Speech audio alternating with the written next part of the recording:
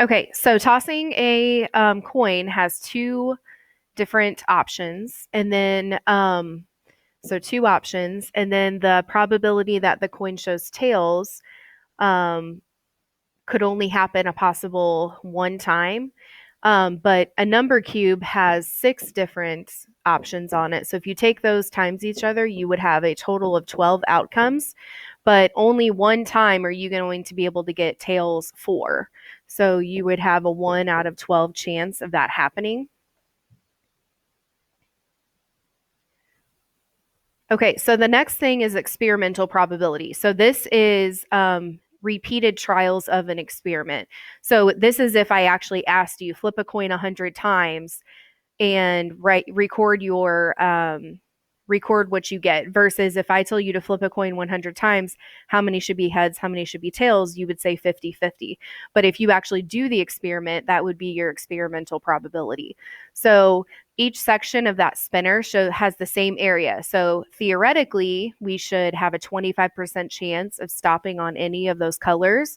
But if you look at the experiment, they spun it 20 times, and that's how many it landed on each color. So we're going to look at the experimental probability. So the probability of it being red happened to be 5 out of 20, which simplifies to be 1/4.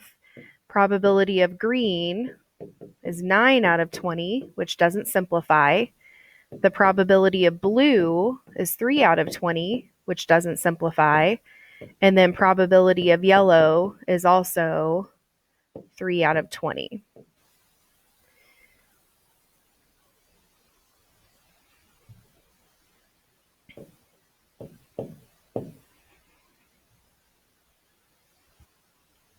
Okay, so it looks like red is the only color that had the same experimental and theoretical probability, because all of them should have had a probability of 1/4 or 25%. Okay, so next is odds in favor versus odds against. And I would say you need to read through these fractions and figure out what you're supposed to put on top in the numerator versus the denominator. Odds are read as a ratio. So in the last example, the odds against stopping on green. So what we're going to do is we are going to put, so since it's odds against, we're going to put unfavorable over favorable. So that means the odds against stopping on green, you're going to put not green on top. And then you would have the favorable outcomes. So the odds against stopping on green. So favorable would be green.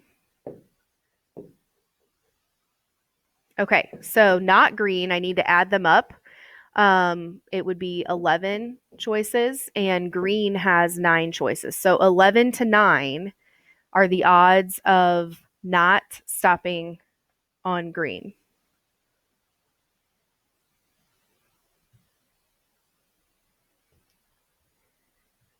Okay, so then we're going to look at the odds in favor of stopping on blue. So again, odds in favor means you put favorable over unfavorable. So there are 3 blue. So we would have 3 over the unfavorable. So there's a total of 17. So the difference between these is your numerator and your denominator should equal the amount of experiments you did. So we did 20 experiments. So notice our numerator and denominator equal 20, versus in the problem before, our denominator was always 20. So that's the difference between odds in favor, odds against. Your numerator and denominator are going to add up to be your sample set number.